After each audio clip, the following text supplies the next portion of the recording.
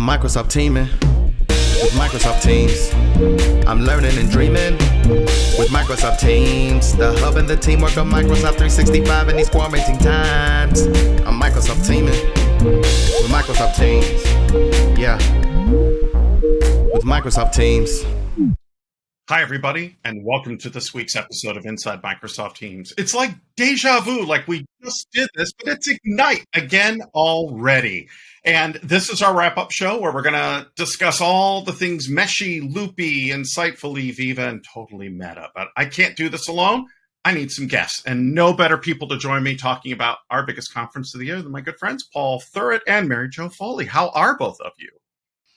Great. How are you, Stephen Rose? We haven't seen you like in a few months. I know. It's been absolutely crazy. So, Mary Jo, we'll start with you. How was your Ignite? What did you think of it? It was jam-packed. I mean, it was very meaty this year. It really was. Although, I complain about how much we had to do and how many announcements there were, but I like it that way. I'd rather have that than trying to figure out something to write because you're cobbling together a bunch of not that interesting things. There was a lot going on this year. Really was. Paul, welcome back from a little time off in Europe, and you probably came back and just like a fire hose, like, hey, I'm all relaxed. Right in the mouth, yep. Ignite.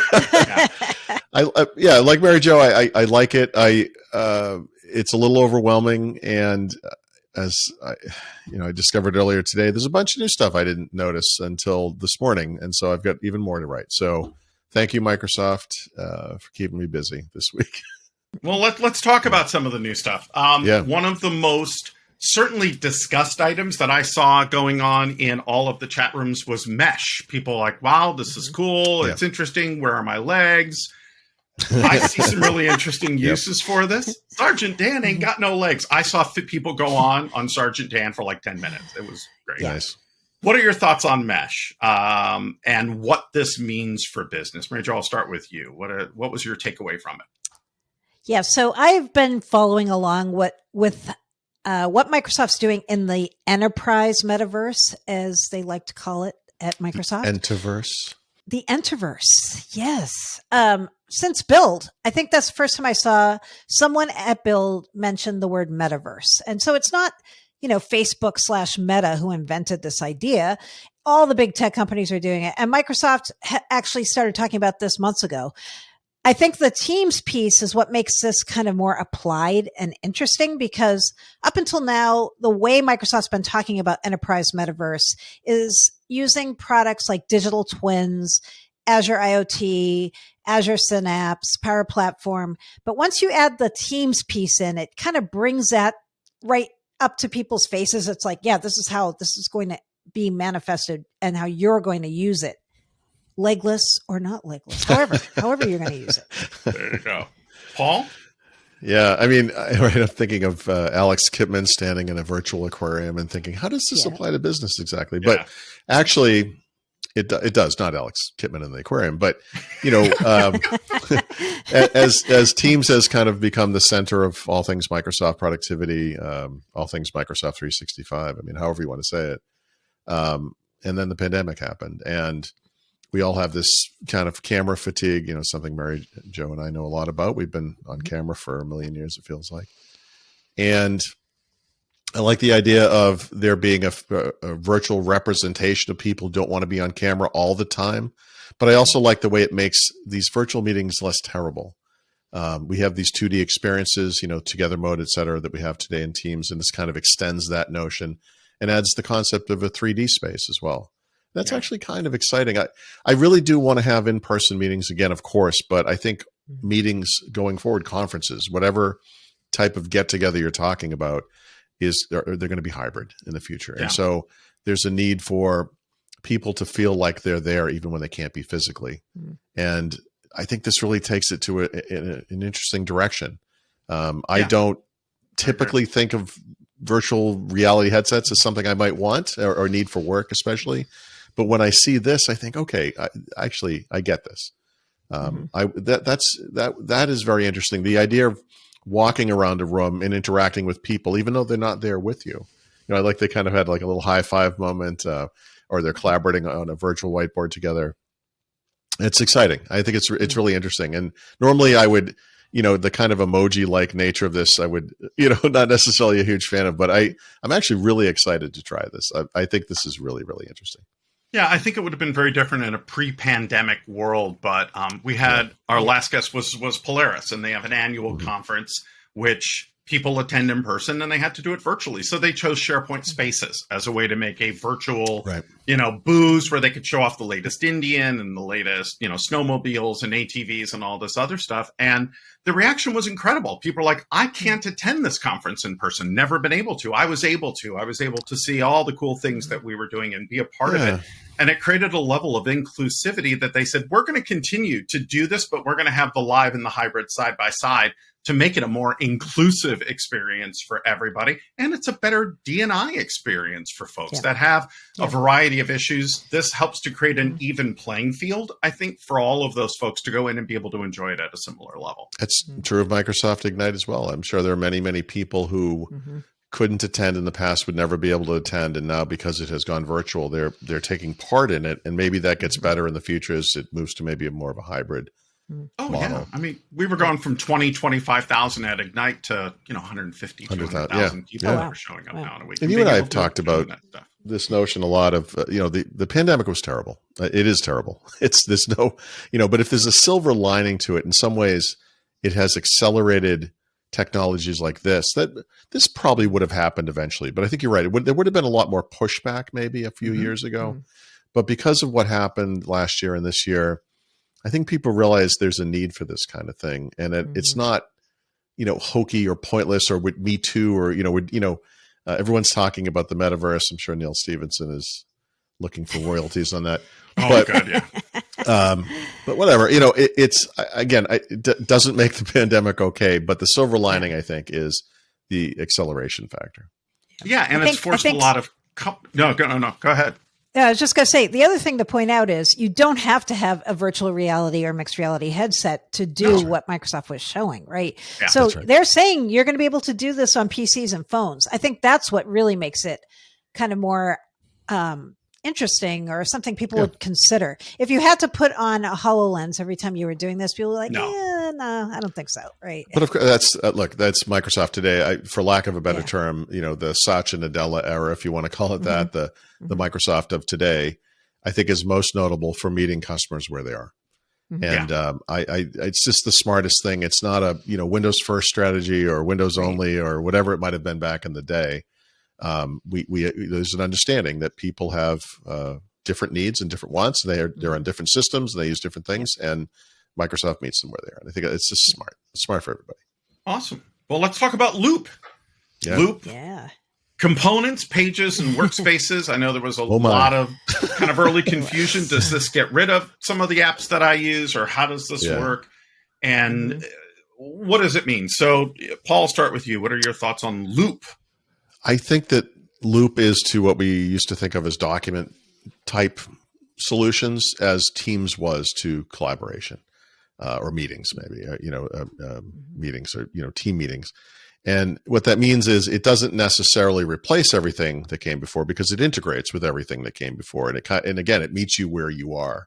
Again, with that acceleration premise, Teams would have got, and probably did in the beginning, got some pushback from traditional productivity workers, right?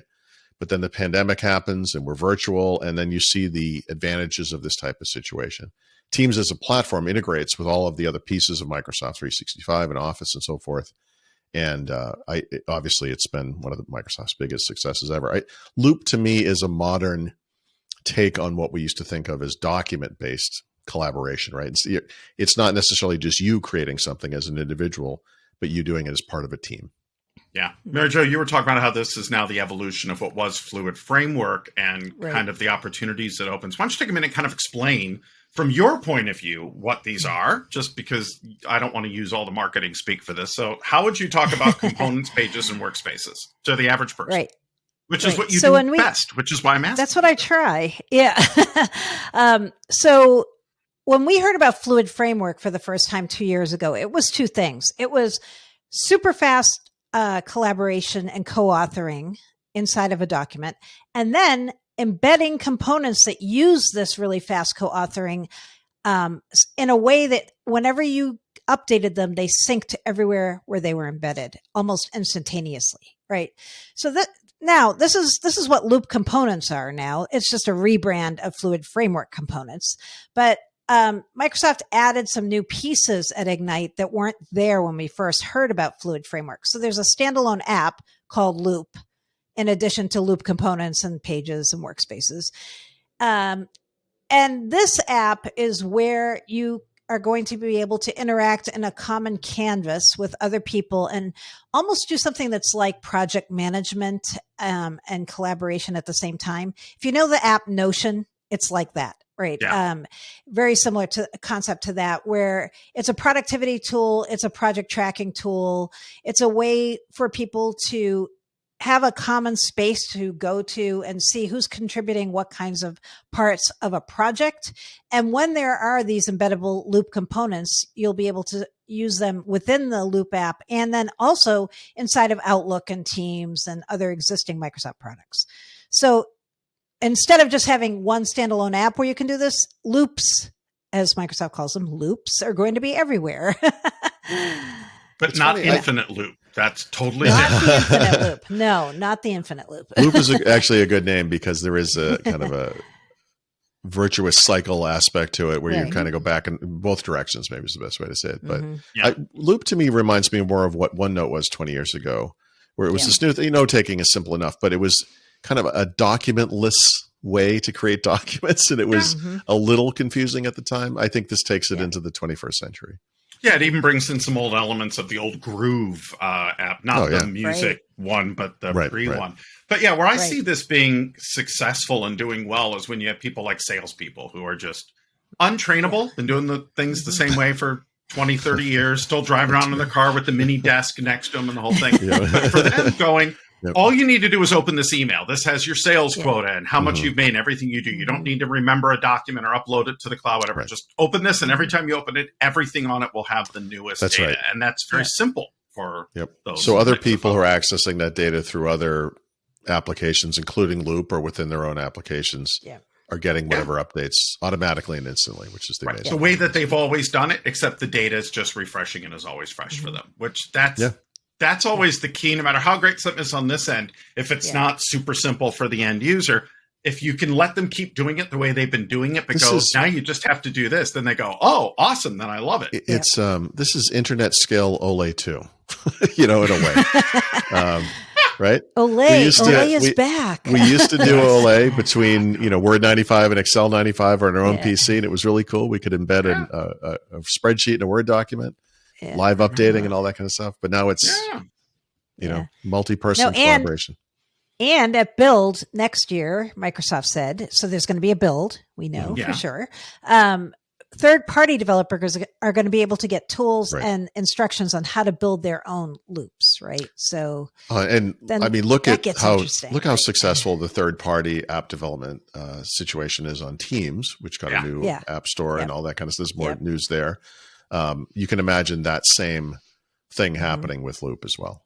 Yeah. Yes. And speaking of third-party apps, and I do want to interject real quick, I'm very happy because the one thing that I keep hearing from IT pros is, how do I know if I can trust these apps? How do I know where the data is Yep. being stored, if it's GDPR, how we get our data back? There was very little there. And now that we have an app certification program and standards that we're going to be pushing out, I think we'll be able to have this conversation at Build next Yeah. year and say, okay, now you can install these apps with confidence that you know where your data is, you know what the SLAs are, and all these other aspects that has been missing. And I'm so happy to see that coming because that's been such a big area when we look Yeah. at 3P apps inside of Teams. So, Yeah.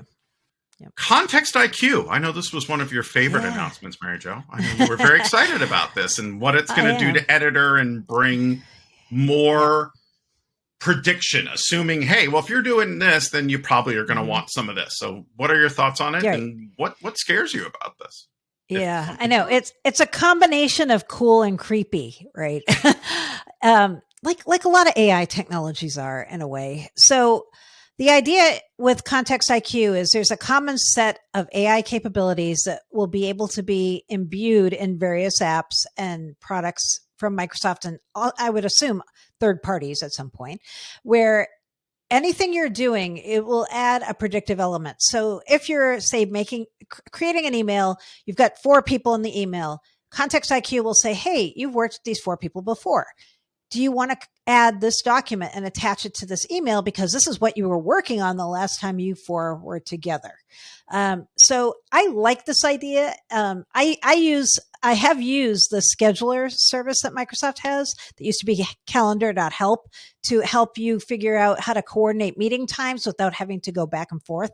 It kind of just knows the other person's schedule, your schedule, and puts it together. This is where this is going, right? It's going to give you people who you can add as an coordinate with people, anything that's predictive. Or little loop elements that you could drop in based on what it is that you're talking about. Here are those sales figures rather than having to try to find it. Yeah, and go through all that. Yeah. The Dynamics people were the ones on my Twitter could really let me integrate with Teams. Like if you bring together Dynamics 365 sales record inside Teams using Context IQ, and it kind of tells me what to do. This is awesome, right? I agree. So a lot of other cool stuff this week. We had the recording studio and PowerPoint, Clipchamp, the ability to record your whole PowerPoint session in the presentation package. Excel got some more data types, lots of Office stuff. Which were the ones that really kind of stuck out for you or most excited you? Paul? Yeah, I mean, actually, those were most of them. I think the PowerPoint stuff especially is so amazing. I feel like, we get excited about the new stuff. Microsoft Viva is GA now with all 4 components. Fluid Framework is kind of turning into Loop, Meta, Mesh for Teams and everything. But, the Microsoft Office stuff to me is still bread and butter. The Office.com and Office app for Windows evolving, Microsoft Edge heading to stable on Linux, as I joked, unlike most Linux users. Microsoft 365 picking up full Windows 11 compatibility and Azure Active Directory joined cloud PCs. Amazing. There's just stuff all across Microsoft 365 that's so cool. I'm really, really, really interested in this new recording studio capability in PowerPoint, though, and the ability to it's so obvious, especially in these days, the ability to have a live video stream while you're doing a PowerPoint presentation in the product itself is so smart and so obvious in a way, but so wonderful. So overdue. I'm just so happy about that. And a bunch of Power Platform stuff. It's like I said, it's a firehouse. It's hard to keep track of it all. But it's amazing. And by the way, speaking of, I don't know. I someday I'm going to do the math on this. I feel like Microsoft Teams gets as many updates as the rest of Microsoft 365 combined. Like it feels, month to month. I've just never seen anything like the sheer scope of updating that happens on Microsoft Teams. I mentioned, I think the new, the redesigned Teams store, the new third-party apps coming to the store, and again, this is something I think is going to be huge for Loop in the future. And then actually, maybe you can settle this debate for us. So, Teams Connect, sure, shared channel meetings. Yeah, these are the same thing, right? Yeah, we announced Teams Connect last year at Ignite that it was going to go into preview, and like all of our products, it took a lot more time to test it. People had different hardware and different backends and different things like that, and that's such a highly anticipated feature. Releasing it without doing our due diligence and making sure it works for everybody is not going to happen. So we kind of announced it like it was something new in case people sort of forgot about it, but people didn't because they're excited. But now you can get it, and we feel very good that it's going to work for you the way that is expected for that. And so guest mode is kind of the baby step, and then we move forward to this full-fledged third party or people from other companies, teams from other companies. Yeah. Without having to use Azure AAD. And that's really the key, because that for a lot of folks was so confusing and so difficult to try to figure out, that this really simplifies all that. And where they might have been using Yammer as a way to connect with those folks, now you can say, hey, we're going to very simply create these great little sandboxes for you, which can be a whole team or part of a team or just 2 or 3 people within a team. And they can only work within that area and only have access to what's in that area and nothing else. Right. And you go, okay, that I get. That's great. And that's what Teams Connect very simply brings. It is this small little sandbox that allows those people to just work within that area and only leverage that content in that area. Yeah, so like an identity sandbox outside of AAD, essentially. Correct. Yeah, I think that's a really good way to look at it. Mary Jo, other things that we talked about this week that were of interest or exciting to you? The Power Platform people were really excited about pay as you go. That was like a big, big announcement for them, because a lot of them felt like without that kind of a context, people were more reticent to try out apps because you had to kind of guess how many people are going to be using it. You know, do they need all the premium features? Could I have a mix of people with some accessing premium and not premium? And now this makes this work almost like Azure. You pay based on what you consume. And so many people who've been holding off on developing with the Power Platform are like, oh, well, now I can do this. This makes a lot of sense, right? The other group of people I had, because I have these people in my world, the Excel spreadsheet jockeys who are very excited about being able to create custom data types with JavaScript. They were really, really upbeat about this because Microsoft's been adding more data types to Excel, like stocks and geographies, but now they can create their own custom types. And so they're very excited about this. I think we need to know about the security around that, obviously, because it's JavaScript and it's Excel, right? So I'm sure somebody has thought this through. We appreciate you guys have at it. Go ahead. At some point, somebody's done more than just, this could be a problem. JavaScript has. But I think we have to show our proof on our work, on how we got to that answer. As my teachers say, that's great. Show your work. Don't bullshit me through this. But we have to. Right. I said bullshit. Right. Yep. I did. Yeah. But I think we have to show our work there so people feel that it's safe and good, and that's really important. But I agree. I think that could be one of those things, especially in manufacturing, where you have hundreds of little widget things where you can say, okay, now I can just simply start to type these in and it knows which one and it reduces it. And then I can just drag it over saying all of these. And I think it's going to save a ton of time and make things a whole lot easier to do. What are your thoughts on the Windows 365 as sort of the next evolution of Azure Virtual Desktop? And we announced now Windows 11 support about a week or so ago, and there were some nice sessions on that. What are your thoughts there? I mean, it solves the TPM problem for a lot of people. I'll just throw that out there. But this is such a logical way to do this, and I think is the natural progression of what used to be Azure, or Azure Virtual Desktop still exists actually, but is just as a Microsoft 365 offering, a way to bring that to anyone. Again, this is the thing I talked about earlier. You're going to where customers are, right? So if there is the need for a Windows app and you do not have a Windows machine, you can access this from any machine. You can use this from the cloud. From the web browser on a Chrome OS, on Mac, on a mobile device, smart.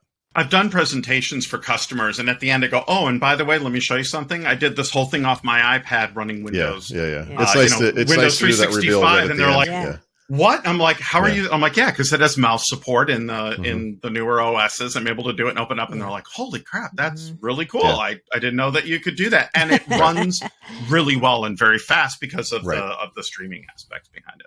Mary Jo, what are your thoughts there on the future of that? Yeah, I think it's interesting because Azure Virtual Desktops is aimed at a group of people that's pretty different from who Windows 365 is aimed at, right? People who are comfortable managing Azure consumption and understand that whole way of working. Azure Virtual Desktop is probably your world, right? Like if you have good insight into how that works. If you're a normal person who does not have insight into that and who is scared of cost overruns and not knowing how to manage that, Windows 365 takes you away from all the scary parts and kind of says, okay, here's Cloud PC. Think about Cloud PC as your PC in the cloud, and that's how you run it and set it up and operate it. And I feel like it was really smart to kind of have both of those options available so that people can, like Paul keeps saying, customers can be met where they are, basically. Final thoughts on Ignite, kind of your takeaway from this compared to Ignites of the past, from the keynote on down. And Mary Jo, I'll stay with you on this one. Yeah. like I said at the beginning, I like Ignites where there are a lot of interesting and diverse announcements. I always think Ignite is going to be a show about Azure, and there was a lot of Azure content at this, but there was a lot of other stuff too, which made it kind of fun. If you're someone who cares a lot about Azure, there were tons of Azure announcements in the book of news, all kinds of things about new VM types, a lot of new things around AI and GPT-3 and what Microsoft's doing with OpenAI. That was a big theme. But for the Dynamics people and the Office group and the people who care about Power Platform, there was tons of stuff for you too. And I think it was really great that there was a little something for everyone. I like to see it more focused on the productivity end as well. That's the whole Azure virtual desktop versus Windows 365 thing, right? Where the focus is at. Yeah. I thought was very correct. I from a really high level, I think the big thing that happened with this show was last year was about remote work. And this year we've kind of transitioned to this notion of hybrid work. And I think this is the one that sticks, And it's so important, not just to embrace that world, but to really have solutions that make sense in that world. And I think that's where Microsoft is kind of uniquely positioned. So all that stuff we talked about earlier, Mesh for Microsoft Teams, Loop, et cetera. And then a bunch of the small things we didn't really talk about, test space even or whatever. Just this notion of this is going to be a hybrid workforce going forward. And we're not a year behind anymore. I think last year there was a lot of scrambling. I'm happy to see, and this is a complaint that I had several years ago, that we would talk about stuff and it wouldn't come out, or it would come out like a year later. And I sat down at a great heart to heart with Jeff Teeper and said, we can't do this. This is not right. I understand that there's revolution and evolution, and there's some evolutionary things we're going to talk about because it gives people an idea on the direction we're going to go. And we haven't quite figured it out yet, but we're going to go there. Yeah. But for the revolutionary things, we should not talk about stuff that we're not going to put out in the next 90 days or so. And I think outside of Connect as a whole, we've done a much better job of when we talk about stuff, you'll see this by March, April, February, March, April. I was going to say, speaking from the outside of the company, as someone who follows the company professionally and ingests this fire hose of Microsoft 365 information on a monthly basis, that is actually one thing that group in particular does. And I would say of the announcements coming out of Ignite, especially, or more broadly as well, there's always here's when it's happening. Yeah. And look, some of the bigger things are going to be a little vaguer. That's fine, but that is so much more specific than it used to be. And it's tough for people like Mary Jo and I, because people who hear about these things will come to us and say, hey, Microsoft announced this thing. It was one of the 11,000 things they announced. Yeah. What do you remember what happened to it? And we'll talk amongst ourselves sometimes, and the last thing I heard about this was in April 2020. I have no idea when this is happening. So actually for whatever that's worth, that has gotten a lot better for sure. Yeah, it has. Yeah. Fluid Framework was kind of like that, right? It was a big splash when that got announced. And then, I kept going to the GitHub repository. I'm like, this still exists, right? Like they haven't said anything now it's much more specific. Yeah. I think, it was a great concept, and we got a lot of feedback from people and thought, how do we really bring this in and turn this into something that's cool and kind of interesting to actually practical and usable and make sense, and to kind of evolve that. But it was great to look through the list of all the stuff we announced at Ignite last year and go, we released almost all this, and we got most of it out, at least in preview, in a relatively quick period of time, like within 3 to 4 months of it. There's only been, like I said, 1 or 2 things that took a little bit longer, and that's because it wasn't ready. And by the way, the fact that you were able to call out Teams Connect as an example, something maybe took a little bit longer. I mean, I think adds to the credibility, because that's the thing. That's one of the only things, and it's obviously important, it's happening anyway, but it's not, it wasn't vague and someone forgot about it. It just took longer, than you expected. I mean, that's understandable, and it's fine. No, but it was still there. As always, love having both of you. I miss seeing both of you in person and having a beer and having some food and hanging out. I'm hoping that this is our year to once again cross paths. I'm starting to travel again. I'm doing a few conferences coming up. For those folks watching, we have also the same week our MTC Live, where we have 4 hours of Teams AMAs on security, calling Teams rooms, and I'm going to be driving one with my friend Kirawana Gatimu on Teams adoption and driving Teams adoption. So we certainly want to check that out. Our next episode, we're going to dig deep into security and Windows 365 with John Grushek and Christian Brinkoff. I'm sorry, we're just afraid. We're going to miss the security one. That's too bad. But, I know what huge fans you guys are of security and love digging into it. So but you can watch John. We're out of time. Great. Sad. So what about security at Ignite, Mary Jo? Oh, no, look, we're out of time. No, damn. Look at the... I hate it when that happens. I have a meeting I have to... So... And until we can all come back as talking heads only, legless talking heads, same as it ever was, with big jackets and David Byrne references, we will do it. But X, I know how busy you are both this week, and I really appreciate you taking time out to sit and chat and give your feedback.